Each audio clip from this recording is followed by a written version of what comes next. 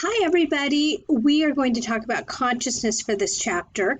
And some of you might go, well, that seems like I've heard of it, but I'm not even really sure what it is. Well, we're going to start by telling you there are two different kinds of consciousness, okay? The first one is waking consciousness, which is selective attention. We're going to talk about levels of information processing.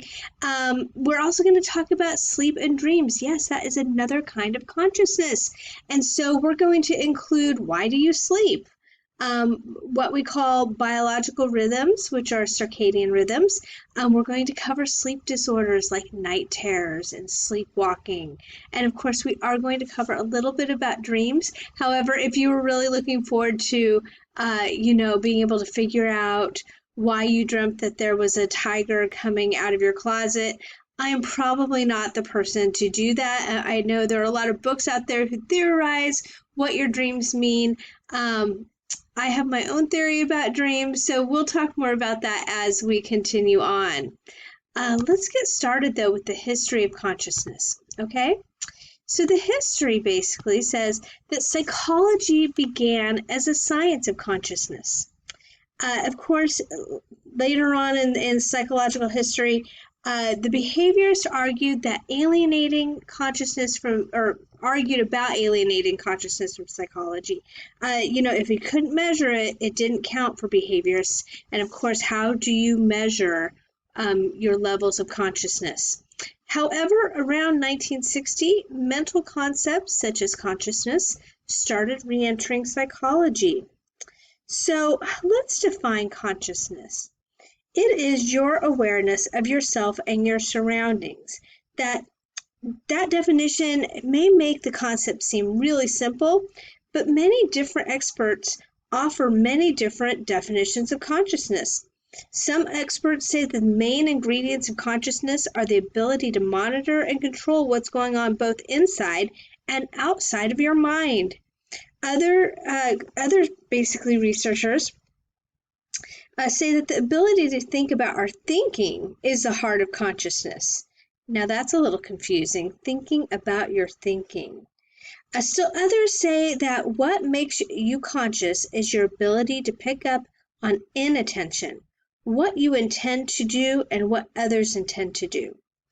Basically, the common thread across the many definitions of consciousness is awareness, or the ability to recognize and be responsive to what is happening in and around you, basically. What does neuroscience say about consciousness? Well, neuroscientists believe that consciousness emerges from the interaction of individual brain events, much like a chord that is created from different musical notes. So if you are a musician in any sense of the word, you will know that a chord is usually a combination of at least 3 notes that go together. Well, your sensations or your senses, your bodily senses, are picking up on things all the time.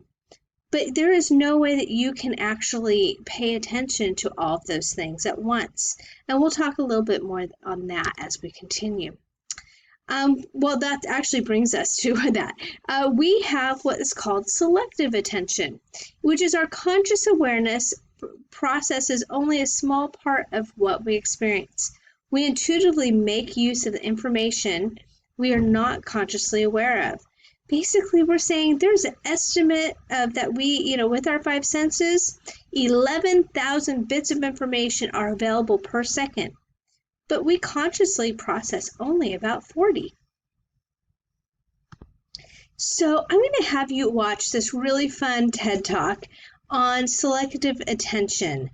This TED Talk is by a guy named Apollo Robbins, and he is a notorious pickpocket. If you don't know what a pickpocket is, he's a thief that basically can take things out of your pocket without even you knowing it. And so watch this quick video and look at see even for yourself. Your selective attention, what were you paying attention to? What did you notice that he was doing? What may have you missed? Do you think it's possible to control someone's attention? Even more than that, what about predicting human behavior? I think those are interesting ideas if you could. I mean, for me, that'd be the perfect superpower. Actually, kind of an evil way of approaching it. But for myself, in the past, I've spent the last 20 years studying human behavior from a rather unorthodox way, picking pockets. When we think of misdirection, we think of something as looking off to the side when actually it's often the things that are right in front of us that are hardest things to see, the things that you look at every day that you're blinded to. For example, how many of you still have your cell phones on you right now? Great. Double check, make sure you still have them on you. I was doing some shopping beforehand. Now, you've looked at them probably a few times today, but I'm going to ask you a question about them. Without looking at your cell phone directly yet, can you remember the icon in the bottom right corner? Bring them out, check, and see how accurate you were. How'd you do? Show of hands, did we get it? Now that you're done looking at those, close them down, because every phone has something in common. No matter how you organize the icons, you still have a clock on the front. So without looking at your phone, what time was it? You just looked at your clock, right? It's an interesting idea. Now I'll ask you to take that a step further with a game of trust. Close your eyes. I realize I'm asking you to do that while you just heard there's a pickpocket in the room, but close your eyes. Now, you've been watching me for about 30 seconds. With your eyes closed, what am I wearing? Make your best guess. What color is my shirt? What color is my tie?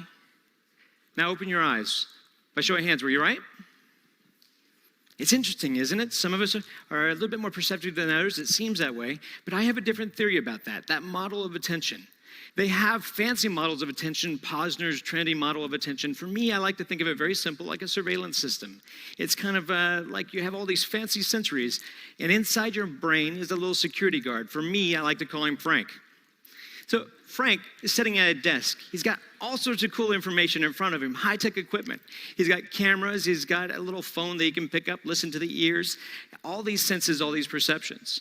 But attention is what steers your perceptions, is what controls your reality. It's the gateway to the mind. If you don't attend to something, you can't be aware of it. But ironically, you can attend to something without being aware of it. That's why there's the cocktail effect. When you're in a party, you're having conversations with someone, and yet you can recognize your name and you didn't even realize you were listening to that. Now, for my job, I have to play with techniques to exploit this, to play with your attention as a limited resource. So if I could control how you spend your attention, if I could maybe steal your attention through a distraction. Now, instead of doing it like misdirection and throwing off to the side, instead what I choose to focus on is Frank. To be able to play with the Frank inside your head, your little security guard, and get you, instead of focusing on your external senses, just to go internal for a second. So if I ask you to access a memory, like, what is that? What just happened? Do you have a wallet? Do you have an American Express in your wallet? And when I do that, your Frank turns around. He accesses the file. He has to rewind the tape. And what's interesting is he can't rewind the tape at the same time that he's trying to process new data. Now, I mean, this sounds like a good theory, but I could talk for a long time and tell you lots of things, and they may be true, a portion of them. But I think it's better if I try to show that to you here live. So if I come down, I'm going to do a little bit of shopping. Just hold still where you are. Hello, how are you? It's lovely to see you. You did a wonderful job on stage. You have a lovely watch that doesn't come off very well. Do you have your ring as well? Good, just taking inventory. You're like a buffet. It's hard to tell where to start. There's so many great things. Hi, how are you? Good to see you. Hi, sir, could you stand up for me, please? Just right where you are. You're married. You follow the directions well. That's nice to meet you, sir. You don't have a whole lot inside your pockets. Anything down by the pocket over here? Hopefully so. Have a seat. There you go. You're doing well. Hi, sir. How are you? Good to see you, sir. You have a ring, a watch. Do you have a wallet on you? Well, we'll find one for you. Come on up this way, Joe. Give Joe a round of applause. Come on up, Joe. Let's play a game.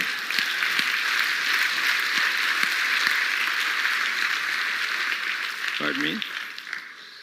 Don't think that you need this clicker anymore. You can have that. Thank you very much. Appreciate that. Come on up to the stage, Joe. Let's play a little game. Now, do you have anything in your front pockets? Money. All right, let's try that. Can you stand right over this way for me? Turn around and let's see. If I give you something that belongs to me, this is just something, a half poker chip. Hold out your hand for me. Watch it kind of close. Now, this is a task for you to focus on. Now, you have your money in your front pocket here? Yep. Good. I'm not going to actually put my hand in your pocket. I'm not ready for that kind of commitment. One time a guy had a hole in his pocket, and that was rather traumatizing. I was looking for his wallet, and he gave me his phone number. It was a big miscommunication. So let's do this simply. Squeeze your hand. Squeeze it tight. Do you feel the poker chip in your hand? I do. Would you be surprised if I could take it out of your hand? Say yes? Very. Good. Open your hand. Thank you very much. I'll cheat if you give me a chance. Make it harder for me. Just use your hand. Grab my wrist, but squeeze. Squeeze firm. Did you see it go? No. No, it's not here. Open your hand. See, while we're focused on the hand, it's sitting on your shoulder right now. Go ahead and take it off. Now, let's try that again. Hold your hand out flat. Open it up all the way. Put your hand up a little bit higher, but watch it close there, Joe. See, if I did it slowly, it'd be back on your shoulder. Joe, we're going to keep doing this till you catch it. You're going to get it eventually. I have faith in you. Squeeze firm. Squeeze. You're human. You're not slow. It's back on your shoulder. You were focused on your hand. That's why you were distracted. While you were watching this, I couldn't quite get your watch off. It was difficult. Yet you had something inside your front pocket. Do you remember what it was? Money. Check your pocket. See if it's still there. Is it still there? Oh, that's where it was. Go ahead and put it away. We're just shopping. This trick's more about the timing, really. I'm going to try to push it inside your hand. Put your other hand on top for me, would you? It's amazingly obvious now, isn't it? It looks a lot like the watch I was wearing, doesn't it? That's pretty good. That's pretty good. Oh, thanks. But it's only a start. Let's try it again a little bit differently. Hold your hands together. Put your other hand on top. Now, if you're watching this little token, this obviously has become a little target. It's like a red herring. If we watch this kind of close, it looks like it goes away. It's not back on your shoulder. It falls out of the air, lands right back in the hand. Did you see it go? It's funny. Got a little guy, he's union. He works up there all day. If I did it slowly, if it goes straight away, it lands down by your pocket. I believe, is it in this pocket, sir? No, don't reach in your pocket. That's a different show. Sorry, that's rather strange. They have shots for that. And can I show them what that is? That's rather bizarre. Is this yours, sir? I have no idea how that works. We'll just send that over there. That's great. I need help with this one. Step over this way for me. Now, don't run away. You had something down by your pants pocket. I was checking mine. I couldn't find everything. But I noticed you had something here. Feel the outside of your pocket for a moment. Down here, I noticed this. Is this something of yours, sir? Is this? I had no idea. That's a shrimp. Yeah, saving it for later. You've entertained all these people in a wonderful way. Better than you know.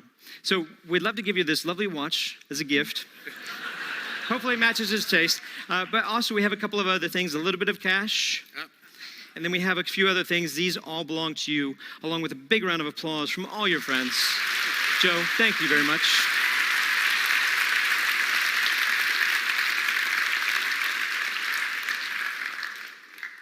So, same question I asked you before, but this time you don't have to close your eyes. What am I wearing?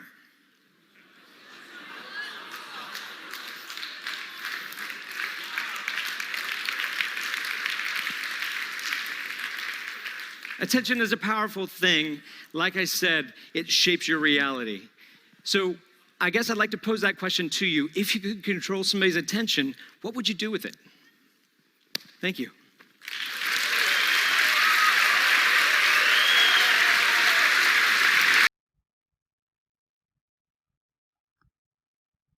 So I have to tell you, I think that video is fantastic. Did you see him take the guy's money? Did you see him take his watch? I didn't. And so I think it is amazing. Our selective attention is definitely a real thing. Well, another kind of selective attention is called cocktail party effect. And I want you to think about this. Most of you are not old enough to go to cocktail parties, of course, but you have all participated in cocktail party effect. Basically, it's when you're in a crowded room in which lots of different conversations are being conducted simultaneously. You still notice if someone mentions your name. I once had a teacher who, he was my math teacher in high school, but I knew him outside of high school. I had babysat for him and his wife. And years later, I actually used to sing a lot in choirs, and I sang in a choir at my church. And he played the guitar for that choir. And so one day we're at choir practice, and I'm standing up on the stage. He's down in the orchestra pit, and everybody, it was kind of a break time, so everybody was just kind of talking. And I always called him by his last name because, as you know, when you're in high school, what do you call your teachers, right? Mr. or Mrs. So-and-so. And so I started saying, I'm going to change his name to protect him, but we'll call him John Smith, okay? So Mr. Smith. And I know my voice does not carry, I have a very light voice. And so I'm trying in the middle of all these people talking to get his attention. So finally, I used his first name. Hey, John. He stopped, he had his back to me. He stopped what he was doing and he turned around and looked at me and was like, Michelle Corgett just used my first name. It was so funny. That is a great example of cocktail party effect. Another concept under selective attention is called inattentional blindness, which is the inability to see an object or person in which we are not attending to.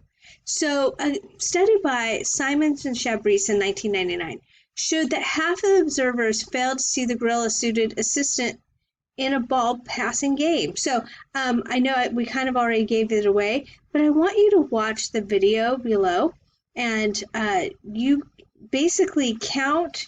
What you're going to do in it is count how many passes the people in white t-shirts make. Okay? Go ahead and watch.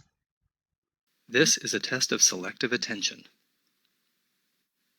Count how many times the players wearing white pass the basketball.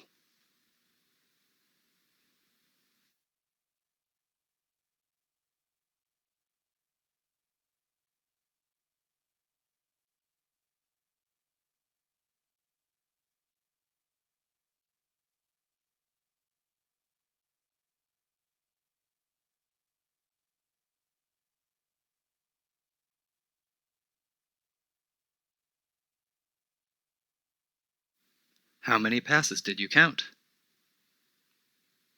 The correct answer is 15 passes. But did you see the gorilla?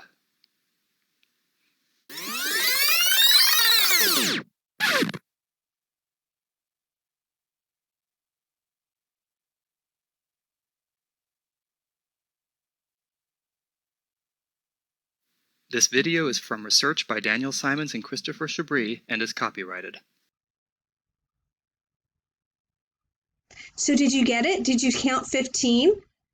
I know the first time I did, I counted the right number, but I did not see the gorilla. Now, because we kind of gave it away, you most likely did see the gorilla. But some of you still may not have. I know the first time, and because you're in high school, I can confess this to you. When I used to watch movies that maybe my parents, I thought, would not approve of because of language, sometimes I'd come home, though, and go, oh, this movie was fantastic.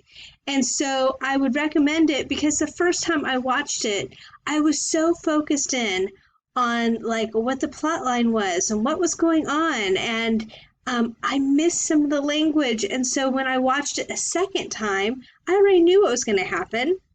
And now I noticed the language, and I was horrified that I was watching this in front of my parents. But again, that is inattentional blindness. Change blindness is another form.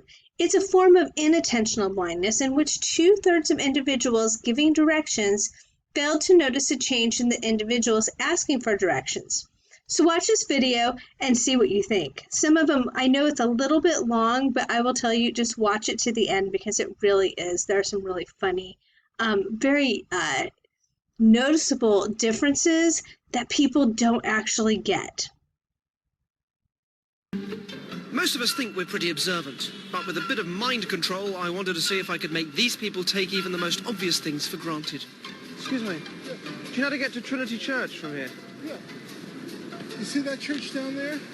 Yep, straight through there. And then you keep going down. Sorry, which way? You see where that church is down there? Yeah. You stay on that, which is, I believe, Broadway. And then you walk down 2 or 3 blocks, and Trinity Church is on the right-hand side. We're walking in that direction. Excuse me, you don't know where Trinity Church is, do you? Might be Wall Street and Broadway. Okay. Well, we're down here somewhere, aren't we? Yeah, you see Trinity Church. Oops, sorry. Sorry. Yeah. Inside the Trinity Church. Right there. Yeah.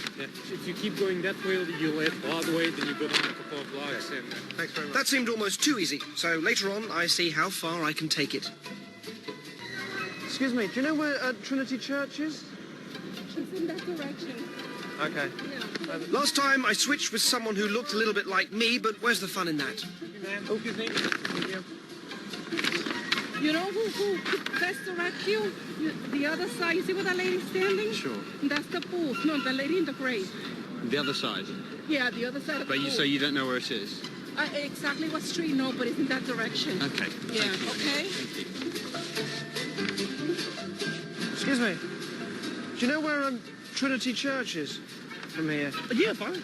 Come on, I'll take you. Or you want to walk now? I'm gonna catch some other people. Sorry, guys. So Okay, you listen. think- Once you go on Broadway, Yes. remember the numbers are going. I could have sworn it was another guy. Once you hit the Broadway, you're going down. Yes. Walk up straight that that way. way and just walk straight down. You're gonna Brilliant. see it. It's right. It's really brown. That's brilliant. Thanks for your help. All right, fine. Don't worry about it. Don't worry about it.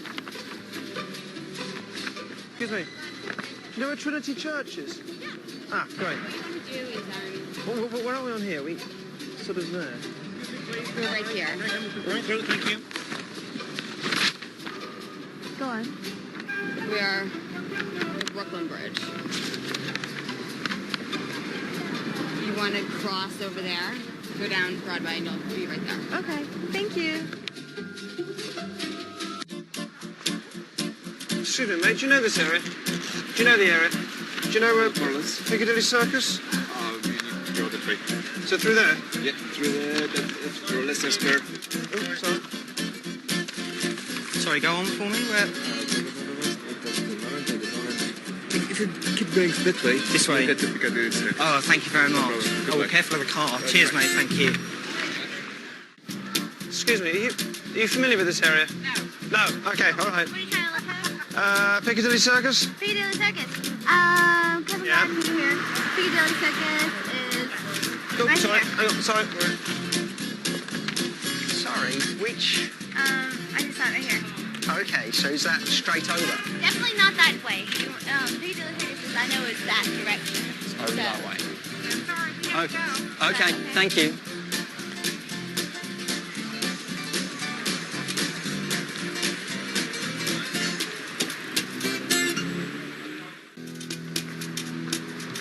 Do you know this area at all? A little bit. Do you ever get to St Paul's from here? I'm not even quite sure where we are. Well, this is still we are. Oh, sorry. Sorry, can you just trying to work out where I'm going? We are here. Right, okay. Yeah, I think it's sort of down there. I'm sure that wouldn't have worked quite as well if I was a very famous pop star. Well, it took me over 2 hours to find Francesco's keys, which was disappointing. But I did go to Venice for free, and I didn't fall into the canal on the way home like a twat. Sorry, I don't know how to get to St Paul's from here. Yeah, Ah, okay. Is it go correct? through from here. Do you know where we are on And here? then- Sorry. Which direction do we go? Hang on, just get my bearings. Bristol Street, right, okay, we are... Is that down in this direction there? Yeah, that road there is Old Broad Street. So do you think you would have noticed? I know I probably wouldn't have. Okay, let's go on to the next. All right. So consciousness is essentially made up of three levels: the conscious mind, the subconscious mind, and the unconscious mind.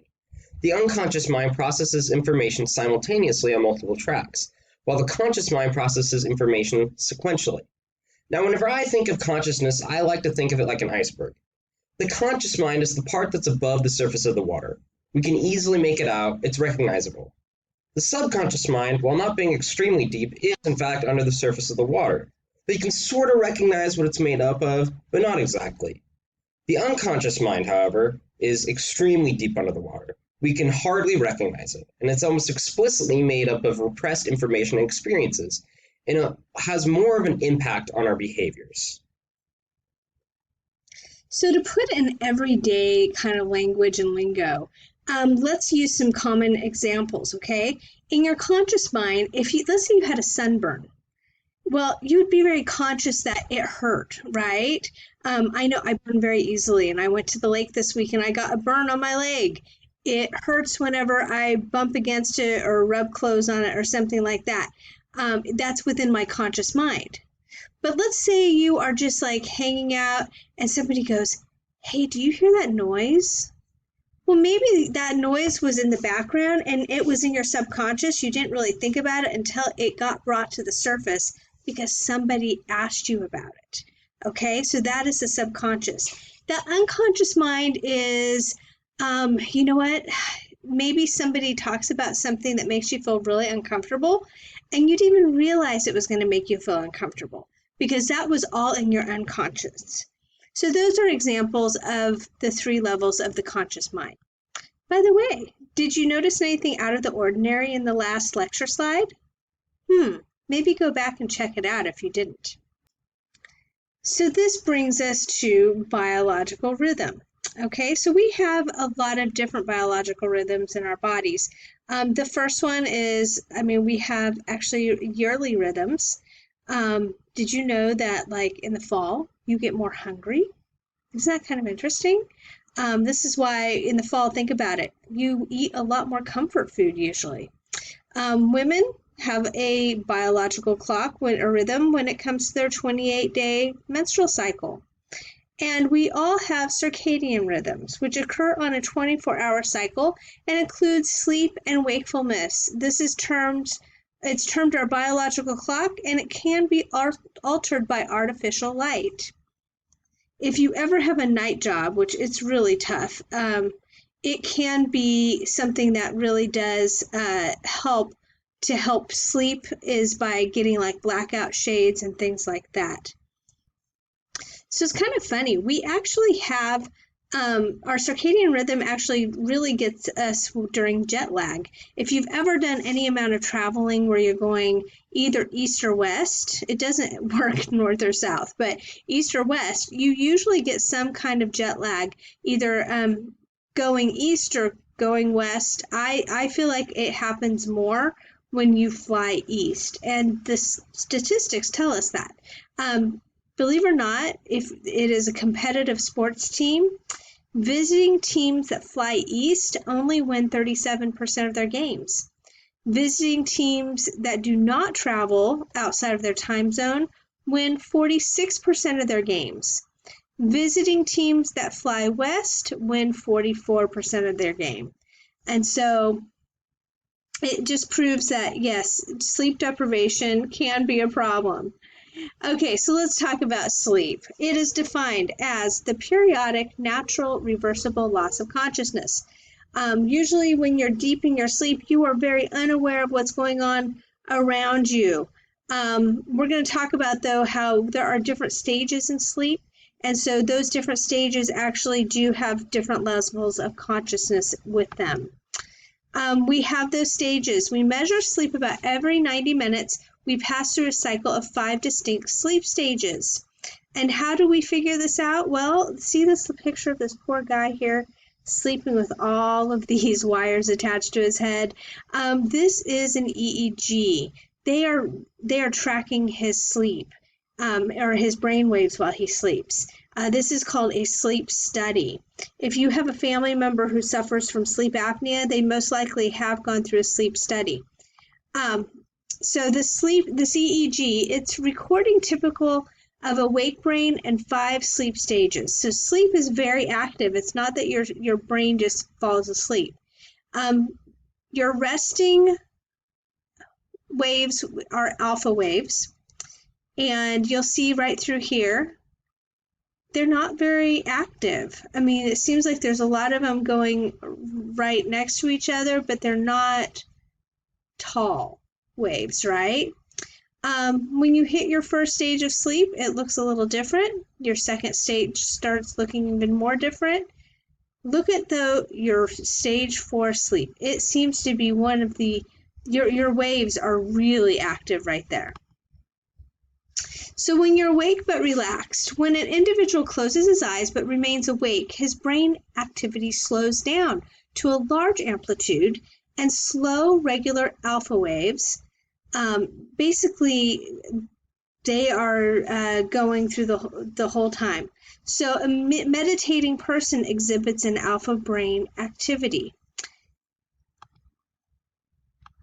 when you're starting to try to go to sleep, the first stages you're going to go through is stages 1 and 2.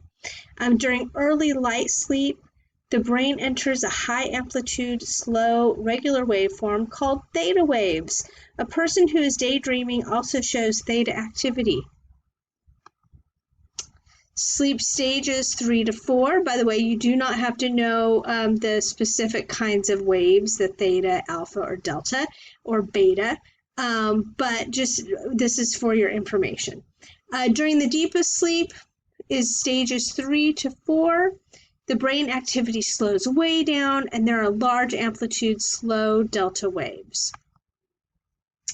Now, stage 5 is known as REM. Just so you know, stages 1 through 4 are called non-REM sleep, but stage 5 is called REM. REM stands for rapid eye movement.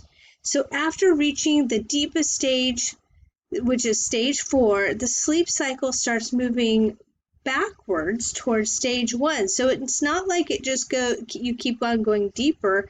You actually are getting to a lighter sleep, and although still asleep, the brain engages in low amplitude, fast and regular beta waves. It is actually much like an awake aroused state. However, during REM sleep, you are completely paralyzed. This is a recurring sleep stage. There are vivid dreams during this stage, and we call it a paradoxical sleep because the muscles are generally relaxed. Again, you're kind of paralyzed during this time, but your other body systems are very active. One thing just to think about that when I first learned about sleep stages, I thought that like you started in stage 1, stage 2, stage 3, stage 4, REM, you woke up, congratulations, you went through the sleep cycles. No, it's not that way. You actually all 5 of these stages take you about 90 minutes. And so you should go through 4 or 5 of these sleep cycles through a night. That's amazing. I now that I know that, like I pay attention, like, oh, because I'll wake up in the middle of the night. Just think, I have dogs, they wake me up. When they wake me up, I'll sometimes wake out of a dream. And I'll come back later and dream again and go, okay, at least know I had 2 REM sleep.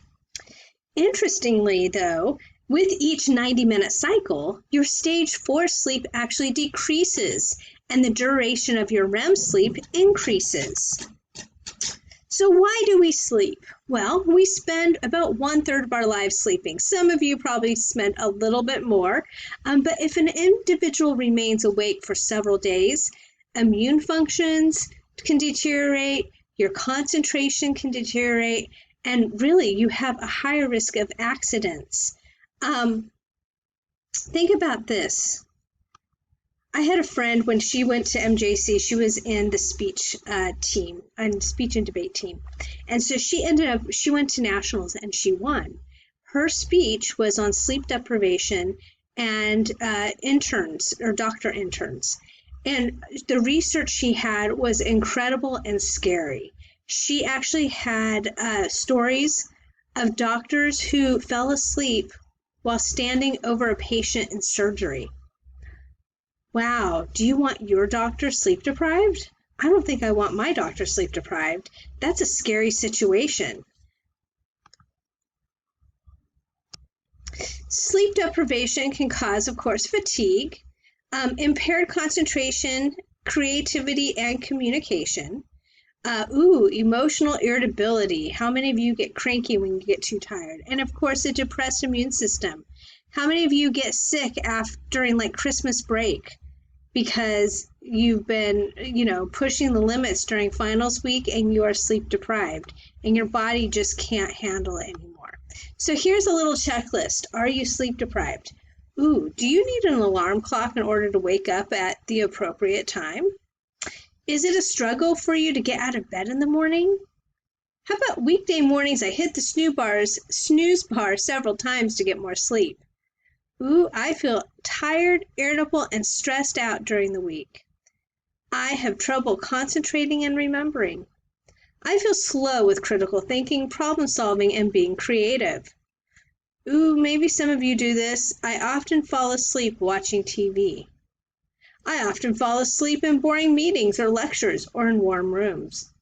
I often fall asleep after heavy meals or after a low dose of alcohol. Hopefully that doesn't apply to you. I often fall asleep while relaxing after dinner. I often fall asleep within 5 minutes of getting into bed. But that does tell you basically that you are sleep deprived because it's supposed to take you an average of 13 minutes to get to sleep. I often feel drowsy while driving. I often sleep extra hours on weekend mornings. I often need a nap to get through the day. Ooh, and the tell of all tells, I have dark circles around my eyes. Okay, so if you answered yes to any of those, you might be sleep deprived. It really does hurt performance on simple, boring tasks, though, more than challenging ones usually. Why is that? Well, because, of course, boring tasks, they're boring. We don't want to do them, and so we just find ourselves getting more and more exhausted and tired while doing it. But a challenging one keeps our mind activated and engaged. Accidents happen more often when there is a loss of sleep or a lack of sleep. When the time changes in the spring or in the fall. In the fall, we add an hour. So I love this stat. Okay, so the Sunday before, no, I guess it's the Monday before a time change in the fall. It's this one. In the fall, there were just over 4,000 accidents. After gaining an hour of sleep, look how many fewer accidents there are compared to the spring. In the spring, there were between 2,500 and 2,600 accidents the Monday before the time change. The Monday after the time change, it jumped a lot, up to 2,800. Now you might go, wait, why are there so few accidents comparatively in numbers between spring and fall? Well, in fall is when you start having a lot more rain, and so that sometimes can cause more accidents. So what does sleep actually do? Well, there are two theories. The first one is restoration theory, that the body wears out during the day and sleep is necessary to put it back in shape. I mentioned to you, I went to the lake recently, and I love to kayak. I was kayaking and had a great time. Of course, though, I hadn't been out the lake for a while, and so my arms felt it. I was sore and I was tired. And that night I got home and I just oh my word, my arms, I can't even lift them. They are just feeling so heavy. And tomorrow is they're going to be stiff.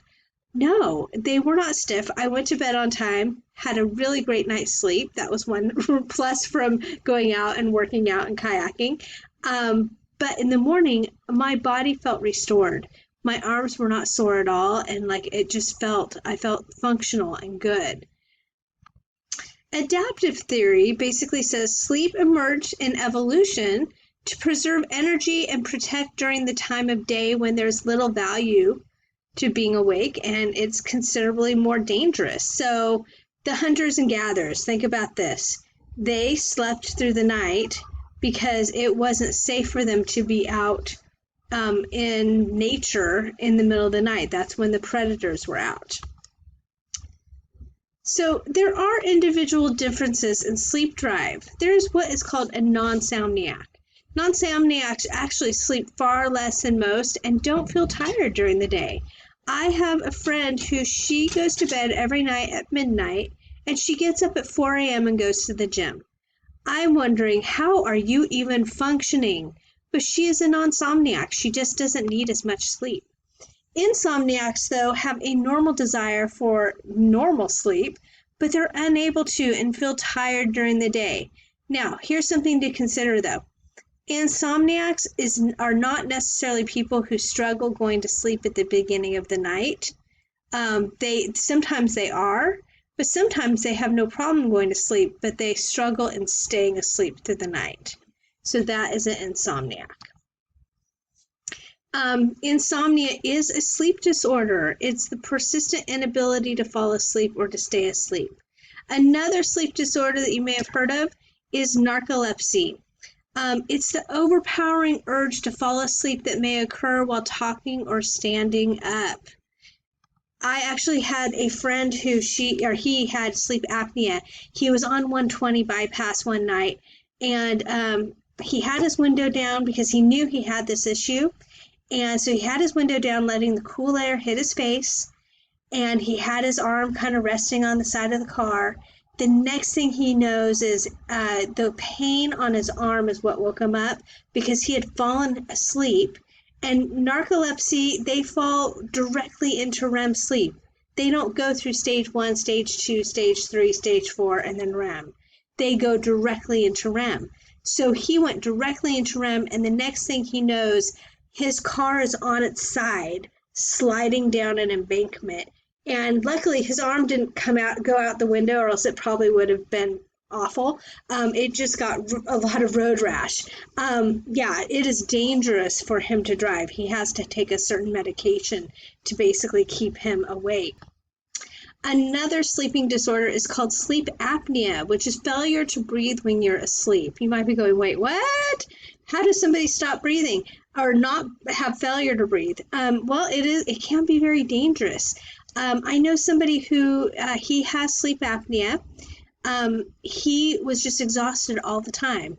And so finally his wife said, you need to go and see a specialist or go to a sleep clinic or whatever. So they did a sleep study. They're in the sleep study, and at like midnight, they wake him up and they're like, okay, we're going to try this mask on you. And so they put what's called a CPAP machine on him, which is basically forcing air up his nose, and it keeps him breathing. He had not, when he went back to the doctor and went over all of his scans, he had not ever gotten into REM sleep. Well, this is why he had been tired so much. He had never been fully going through any of his sleep rhythms or sleep cycles. He had stopped, I have no idea which cycle, but he was not getting into REM sleep. And so after they put that sleep machine on him, or the air machine, he actually started dreaming. And he went through REM for the first time in a while. And so it is dangerous, though, to have undiagnosed sleep apnea. I had another friend who she was in bed one night. Her son had asthma, and he would sometimes come in and sleep with her and her husband, and he was like 6 years old. And so one night she hears something weird, and she thinks it's him having this an asthma attack, her son. And so she basically rolls over and tells her husband, can you go get his inhaler? Well, her husband doesn't move, so it woke her up a little bit more, and she realized the noise was coming from her husband. He was having a heart attack. He was only 26 years old. He had undiagnosed sleep apnea, and basically it had caused heart disease that was undiagnosed. So it is really important, if you or somebody you know struggles and like gasps for air in the middle of the night, or another tell is a lot of really loud snoring, but it's not rhythmic, that they could be suffering from sleep apnea, and they need to go get it checked out. There are a lot of people who claim to be insomniacs, but a lot of them are teenagers with internet connections. So if you are staying up at night on the internet or on your phone, put it away and go to bed. Okay, another sleep disorder. These are sleep disorders that children are most prone to, and maybe some of you suffered from these when you were little. The biggest one is night terrors, which is the sudden arousal from sleep with intense fear accompanied by physiological reactions. Like their heart rate is up, they have perspiration. Now, here's the interesting thing. This does not occur during stage 4. It doesn't occur during REM, it occurs during stage 4. One of my children had a lot of night terrors when he was young. And so one of his tells was he'd come in and he'd look at us and he'd talk, but he wasn't making sense. It was all kind of like garbled. But he'd be doing this with his hands. And that was his tell of, oh, he's not really awake. probably one of the biggest times, it was a scary time for me as a mom. I heard my son calling, "Mom!" And so I went into his room and he wasn't there. I couldn't find him. So I go tearing down the hallway. I'm flipping on lights. I go into our family room and I don't see him. And I'm like, where is he? And my husband's coming out like all blurry eyed, like, what's going on? I don't know where he is. Well, there was a chair with its back to me, and he was such a little guy at the time. He was sitting in that chair. He was probably about 2 or 3 years old. So he called my name again. So I went to him. And I'm like, here I am. And he starts pushing me away. He has his eyes open. He's like, no, I want my mom. And I'm like, I don't know. Coming out of a dead sleep, I don't know how I came up with this, but I right away went, okay, I'll help you go find her. So I picked him up. I walked around our family room. And I said, here I am. And he just cuddled right into me and was crying hysterically. And I'm like, do you want to go to bed? And he nodded his head. And so I walked him to the bedroom, put him in bed, and he was out. This is common. Another sleep disorder that happens a lot with kids is the big word we're going to use is somnambulism, okay, or sleepwalking. At stage 4, it's the same kind of thing. It's usually harmless. And by the way, both of these, the night terrors and the sleepwalking, they don't remember the next day. If you wake them up during this, they will be even more disoriented. So if you can just get them to go back to sleep, they won't have any recollection of it the day before, the next day. The one thing and sleep talking is something else, but it's also a condition that runs in families, kind of like sleepwalking. One thing I noticed with my son that struggled with this is that whenever there was something stressful coming up, like any big change, like as he got older, it became much less of a thing that would happen. But I noticed in his early years in elementary school, like the first week of class, we all know first week of school can be stressful, right? I would see kind of an uptake on night terrors or sleepwalking. He'd just do a little bit more. I will tell you, there's nothing scarier than like waking up. I sleep on my side a lot, and I woke up once and he's standing there looking at me, and I'm like, are you okay? He was asleep. So, okay. So what do we dream? So Freud, Freud, he has some weird ideas, and we're not going to totally get into those today, but he had a term he used, which was called manifest content, because he looked at dreams a lot. The manifest content is basically the storyline of the dream. He believed that negative emotional content, failure dreams, and sexual dreams were kind of his thing. Those were the ones he focused on the most. Studies have shown that 8 out of 10 dreams have negative emotional content, and this is the same for both men and women. Failure dreams, which are people commonly dream about failure, like being attacked, pursued, rejected, or struck with misfortune. This is pretty common. And then, of course, sexual dreams. But contrary to our thinking, sexual dreams are actually sparse. They actually don't occur that often. And so that would be the manifest content. Why do we dream? A lot of times, wish fulfillment. Freud suggested that dreams provide a psychic safety valve to discharge the unacceptable feelings. The dream's manifest content may also have symbolic meanings, which he then called latent content, that signify our unacceptable feelings. It also is, dreams are good for information processing. Dreams may help sift, sort, and fix a day's experiences in our memories.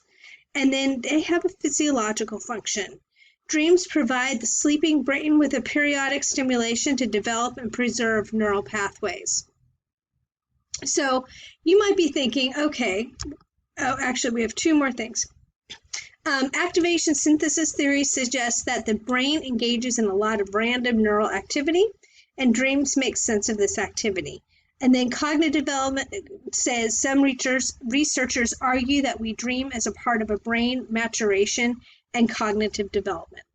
Okay, so some of you might be going, okay, so I have dreams and they're weird and I don't even know why I dream them. And but some of you it might be because, you had bad pizza last night and now you're having bad dreams. Some of you, it's because you watched a movie and like those things pop into your head in the dream. They're kind of going from your subconscious up to your conscious. I think though sometimes we dream things because it's a safe time in our lives to dream them. I was happily married. I am happily married. I was happily married. And one night I had a dream about 3 of my past boyfriends, and they were all breaking up with me at the same party. And I was in my dream, I was really upset. I wasn't understanding why this was going on. And it was one of those dreams that kind of stuck with me in the morning. Like, what was that about? And it was upsetting. But I hadn't thought of these guys in forever. And so why was I thinking about our breakups? And so I went to a friend of mine who I used to share an office with as a counselor, and she had a break between sessions. So I slid into her office and sat on her couch and said, "Hey, I had this weird dream. Can you tell me why do you think I had this dream?" And she had the same idea. She said, "You know what? Maybe it's because you're in a safe relationship that it's now okay for you to process these feelings that at one point were not safe for you to process." And so I want just to leave that idea with you that maybe some things that you dream about, it's because now you're in a place that you're allowed to think about or to feel those feelings. So we are going to end this slide show with basically somebody's dream and talk about the manifest content and the latent content. So here is somebody's dream about monsters on a bike. "I have this recurring dream of being chased by a gang of monsters on bikes. I know the neighborhood that I'm in because I used to live there. I'm on foot trying to get away and hiding in places that I know are safe, but they keep finding me. I also know it's Halloween because I'm in a costume, so is everyone else. I'm screaming for help, but the people around me and the people whose doorbells I am ringing keep telling me that there's no one after me. They ask me if I want some candy to calm myself down. Then they start taking guns and shooting at me, but they miss. Finally, I can't run anymore, and they catch up to me and grab me by my nose when I wake up." Okay, so what we're looking at here is the manifest content of Jessica's dream. This is the storyline of the dream. Do you guys want to know what the latent content is? So this is the therapist. Chase dreams are quite common and often reflect a situation that you are afraid and confronting. Being chased by a gang of monsters sounds quite frightening. You indicated that in your dream it was Halloween. These monsters were probably really people dressed in their own masks and costumes. The scenario of your dream and being that it is Halloween further my belief that you are truly afraid and directly confronting a particular situation. Disguised in costumes protect and shield your real self. Behind a mask, you adapt a new persona and feel freer in releasing your inhibitions. The costume or mask provides some sort of barrier against your vulnerabilities. It protects you from being hurt. Another significant aspect of your dream is that the people you turn to help for turn against you. Does this parallel a situation in your waking life where you felt betrayed or that your trust was undermined? Next time you have another chase dream, turn around and confront the chasers.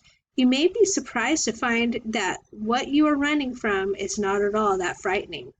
In doing so, you will even find that your recurring chase dreams will occur less often.